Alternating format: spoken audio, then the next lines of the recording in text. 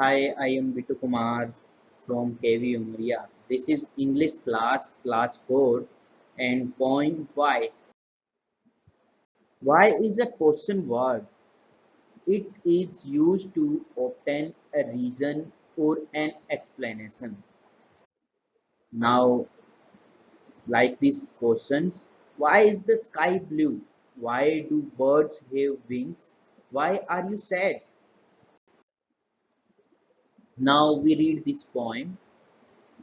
I know a curious little boy who is always asking why. Why this? Why that? Why then? Why now? Why not? Why by the by? He wants to know why wood should swim, why lead and marble sink, why sun should shine and wind should blow, and why we eat and drink. Now move on third stanza. He wants to know what makes the clouds and why they cross the sky, why sinks the sun behind the hills, and why the flowers die. Some of these why are not too hard to answer if you will try. Others, no one ever yet has found the reason why. Now move on new words. First is curious, meaning eager to know or learn something. Sentence. Prerna is a curious girl. Second word meaning lead, meaning name of a metal. Sentence. The lead sinks in the water. Third word meaning marble, meaning a type of a hard rock.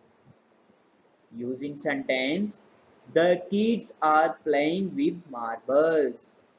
Fourth is sink, meaning go down below the surface or to a bottom of a liquid. Sentence, the rock sinks in the sea. Fifth is reason, meaning a cause. Using sentence, Tom gave his reason for coming late. Now move on question answer. Only three questions in this poem. First question is name a few things that the sink. Answer is some things that are sink are lead, marble and stone. Now second question. List three questions that the little boy asks in this poem. What is this? Answer is why do lead and marble sing? Why does the sun shine behind the hills? No. Why does the sun sink behind the hills? Why do the flowers die? Question number three.